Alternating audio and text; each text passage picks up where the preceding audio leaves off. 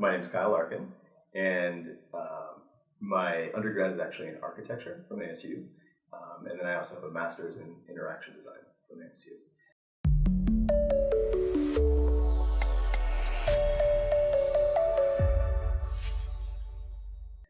So when I started in the design profession in undergrad, when I came in, design, all I knew of design from a high school experience was architecture. I had no idea about the universe of design beyond that. So that's kind of my first introduction to any form of design was really kind of, your standard high school drafting classes and illustration courses and things like that. So when I came to ASU, I went through the architecture program. I graduated and lived here in Phoenix for a number of years working for architecture studios. And then slowly what happened was, even though I was at an architecture studio, I started getting involved more in doing like some of the presentations, 3D modeling, things like that. And that kind of led to my interest in graphic design, which then slowly led to an interest in the digital side of things. So web design, interaction design. So then I decided to go back to grad school for interaction design. And then, yeah, it all kind of led from there. So can you tell us a little bit about interaction design, what it means to you, how you define it, and what's involved as a part of your work as an interaction designer? Sure. Interaction design is quite a loaded term. In the profession, everybody kind of has their own interpretation of it. Even at ASU, we kind of have a very broad definition of interaction design. So depending on where you go in the country or in the world for education, interaction design could be very specific, and it could have to do with just digital interactions. So, websites, web apps, mobile app development, tablet, things like that. How people experience those things and how we can craft that experience for them to give them the best possible use case. So at ASU, the definition of interaction design is a little more broad, and it kind of has to do with any human interaction, whether that be kind of as part of a larger social system or how we experience a space or a digital interaction. My research when I was here was more geared towards, of course, the technology side of things. I looked at how people use electronic medical records, how they can become a more seamless part of the patient-physician experience, because right now a lot of EMR systems are based on kind of older technology. There's a laptop between you and the doctor and the patient, and it kind of breaks apart what's normally just a more conversational interaction. So yeah, interaction design has quite a large definition, but I primarily in my studio focus on web design and digital experiences. So that's what I am. So you run a company called Extra Small Design. Can you tell us about your company and the type of work you do? Sure. So Extra Small Design is actually my wife and I, we're both partners in the company. And we started Extra Small Design back when we were still in architecture as a way to start doing some side work for 3D modeling and doing graphics and presentations. And then that's slowly grown into more of a web-focused business. So I take care of pretty much everything because it's just the two of us. So it can be, I deal with potential clients and writing proposals, I deal with invoicing and billing, all the fun administrative stuff, but then I also do all the design and the development, so we focus primarily on website design and web development. My wife, she also works on the design side, and then she does some illustration work, some branding, some identity. So we kind of have a nice little spectrum of work that we do. So Kyle, can you walk us through a project that you've done on interaction design? Sure. What I can do is walk you through the redesign of Places Journal. Places Journal is an architecture and urban planning journal that was actually started by a partnership between MIT and UC Berkeley almost 30 years ago. And it was originally a print journal that was published quarterly. So they had about 30 years worth of PDF articles. And then they also had moved online about 5 years ago, or probably 7 now. So they had 5 years worth of HTML-based web content in addition to their 30 years of print archives. And they used to be part of a larger website called the Design Observer. And a couple years ago, they decided that it was time to kind of go off on their own and have their own new presence. So they came to us, and we worked with them very closely to create a new experience for them that was responsive, which means that it's one website that works seamlessly between desktop, tablet, and mobile sizes. So a few years back, around 2011, one of the first responsive websites that really came out was the Boston Globe. And when the Boston Globe did that, it kind of shifted the landscape of how we have to deal with websites. Because before responsive design was a thing, all websites, we picked a fixed size for a website that worked for most screens. And then we just went from there, and we didn't worry about what happened on smaller screens or larger screens. And then with the iPhone being released in 2007, that kind of changed everything in terms of we now have to have content that's able to flex between all these different device sizes, from all the way down from like the smallest older mobile phones that are 3.5, 4 inches, all the way up to iPads, tablets, and large cinema displays. So there was a lot of work that went into truly understanding all of the journal's content. So one of the first things that we do is we create a sitemap where we research all of the different types of content that a website has. So for places, they had, 5 years worth of HTML articles plus all their old PDF articles. They had different types of content. They had written articles that are very long form, 7,000, 10,000 word articles, plus video galleries, audio files. They had an entire library of authors that all needed to be related to articles, and so you could browse articles by author. They needed to take donations, they needed to have all their policies, and then they also have a network of partner schools which helps to fund the journal. So all of the partner schools also have news items that they publish. So we had to kind of map out all of the different types of content that this website needs to support. And then once we did that, we moved into a phase that we call wireframing, where we said, okay, we need to start with mobile, because mobile is the smallest device, which really forces the client to focus on prioritizing content and creating hierarchy. Back when we used to design desktop first, it was really easy for a client to say, well, hey, like everything's really important. We can just put it at the top of the website. But mobile kind of shifted that and forces us to say, hey, no, like we only have a limited amount of real estate that somebody's going to see when they load up a website on a phone or a tablet. So we have to prioritize this content. So we always start with a really simple process. Instead of jumping straight into layout, we create these much more simplified wireframes that are just focused on basic functionality of where should things go, how should people experience this, what's the hierarchy of the content. So we start to map these things out, and then once we have a hierarchy that works, then we zoom out and we say, okay, now if we have all those same modules that need to be accessible across those different device sizes, but now we have more real estate, what happens to all those modules? So then we jump over to the desktop size to start to explore what does that experience look like. Because one of the things that's most important with responsive design is ensuring that all of the content is accessible no matter what device size that somebody's using, and also that the experience feels the same. Because research shows that a lot of users actually, they'll start to access a website on their phone while they're standing in line, waiting for a train. But then when they get to the office, they pull that same website up on a different device. It could be their laptop, it could be a tablet. And you want to make sure that there's visual consistency between those experiences. So we go through a lot of this process to make sure that all that content's there and that the experience feels the same. And then before we jump into, hey, what exactly does this whole entire website look like in terms of layout, we have a process that we go through where we explore typography. Because simple changes, like if you're using a very clean sans serif typeface, or if you're using a more classic serif typeface, they change the overall feeling of the content. They change readability, legibility across different device sizes. So we explore different combinations and pairings of serif and sans serif, trying to get a feel for what the content wants.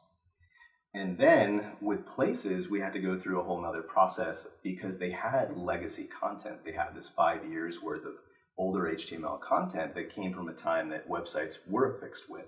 So all of their image assets were only 525 pixels wide, but our new layout had a 700 pixel wide main content column. So we had to do smaller experiments to see what happens to this legacy content and how can we get it to fit into the new framework and not kind of come back with a broken experience. So we did different explorations of what happens to simple images, how do we deal with these smaller slideshows when our new slideshows will be larger.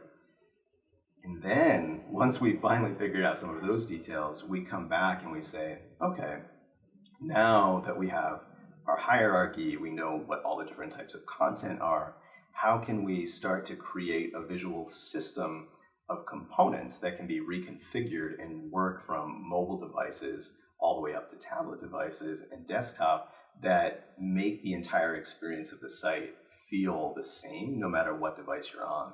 So this is a sheet that just kind of pulls together all these different types of modules that we have for the site. So the newsletter sign up, social sharing, downloading PDFs, things like that. How can all these elements then be reconfigured into a larger layout that always feels consistent? So then is when we actually finally jump into layout. So there's tons of research that goes into a site. We look at competitors, we look at what they're doing.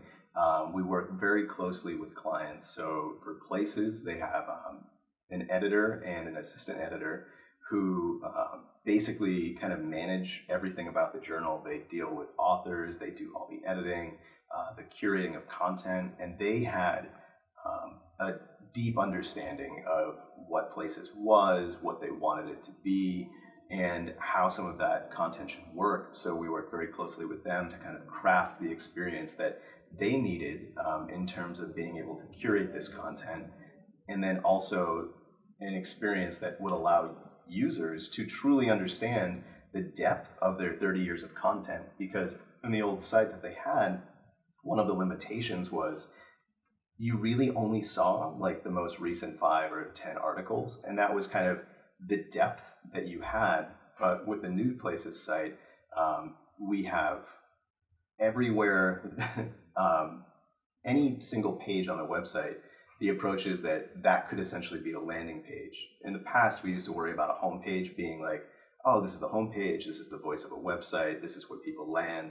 But these days, with Google being so prevalent and being able to direct you to not just the website that you're looking for, but the exact article, the exact piece of content, any single page of a website can now become essentially the landing page that people end up on. So we crafted the experience of an article page for Places Journal to really allow multiple different avenues into their past archives, the articles of similar categories, related content.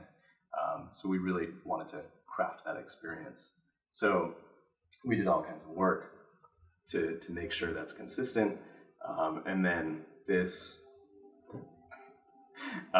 is Places Journal on mobile. So you can see that everything is accessible. There are galleries. They have featured columnists with different articles. They have series that they can curate depending on different funding. If you click through to an article, their content is very, very long form. So we wanted to make sure that the typography was nice, it was open, it was readable. They have different editorial choices, they have pull quotes, they have different images, and all of this reconfigures so no matter what size the device is, the reading experience always stays the same. And it's always nice and smooth, all the way up to your desktop and tablet sizes. So the fundamental goal of responsive design is then to make sure that the website design is such that it looks equally good and legible across a variety of devices, right? Absolutely, and that all the content is accessible no matter what platform you're on. So I often think of design as something that has 3 goals: beauty, utility, and sustainability. Do you think of those 3 as a part of your work, and if so, how? Yeah, absolutely.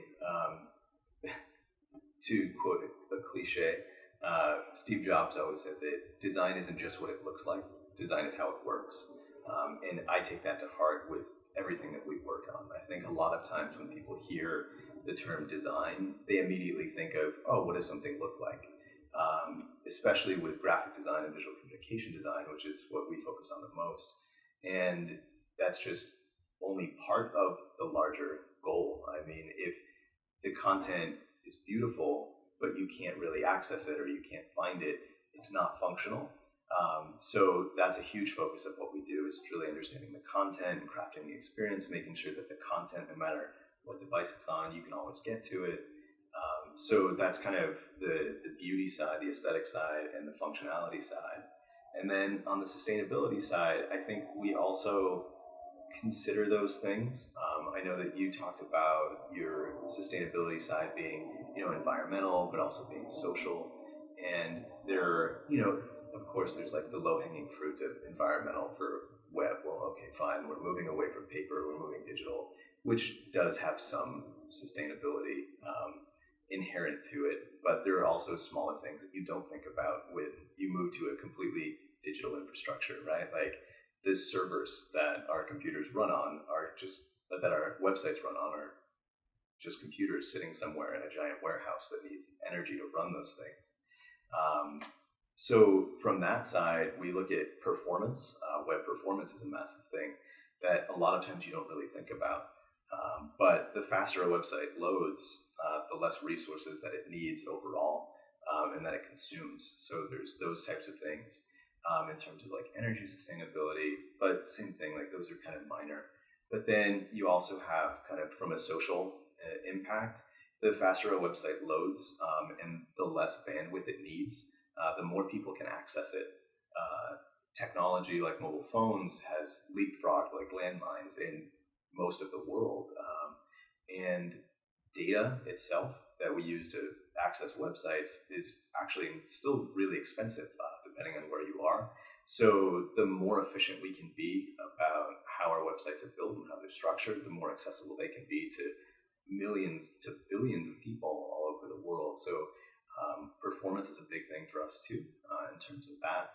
And then with design in general, we also have the philosophy that there's a term that floats around in Arizona that says belong to where you are. A lot of times we have, huge design communities in like New York and San Francisco, and Phoenix design community is a little bit smaller in scale. But from the social side, what we do to kind of engage with the community, I'm also the vice president of AIG Arizona, which is the professional association for graphic design. So I engage with the community there. We put on events. We try to do just our programming ranges from bringing in speakers and putting on workshops to educating the community. We have some brand new initiatives that are called Design for Good. So last year we worked with the local community and we pulled not just designers but copywriters, editors, photographers, illustrators, all volunteered their time for 24 hours to actually completely help rebrand and develop both identity and web presences for nonprofits, 7 different nonprofits in the Valley. So there's kind of the social side there too, where we always try to give back. And then even on the technology side, we tend to prefer to use open source platforms, which are kind of built by the community, and we contribute back to those projects. So yeah, there are a lot of different aspects to it. So one last question, Kai. What would you recommend to somebody who is interested in becoming a designer? Oh man, there's so much. I think one of the biggest things about design is that it involves people. And it's so much bigger. Like every single thing you touch on a daily basis, whether it's well designed or not, was designed by someone. And at the root of design, it's about improving things, not just making them look pretty. So making experiences better for people. So get out there and consume as much as you possibly can about everything you can. There's a great quote by Alil Sarin, an architect, that, to paraphrase it, he says, to design something, you have to understand it in its next larger context. So when you design a chair, you need to think about the room that it's in. And when you design a room, you need to think about the building. When you design a building, you need to think about it in its city plan. And I think that is just an amazing quote, because a lot of times you'll, especially like when you're going through school, you'll be thinking about the design of, you know, a shoe, and you'll just think about that shoe. But you have to understand like the person that's going to be wearing it, and where they're going to be wearing it, and why they're going to be wearing it, and all those different things. So the more that you can understand about people and the context of the things that you're designing, the better. So no matter what design discipline you choose to go into, whether it be typography, where you care about the kerning, the space between two letter forms, or you go into architecture and you care about the space between two buildings, it's just always understanding that you're designing in the context of a larger system. And the more that you can like read and learn and consume about the variety of systems that exist, I think like the better off you will be. So that would be my advice. Great. Well, Kyle, thank you so much for spending time with us. Thanks, Prasad.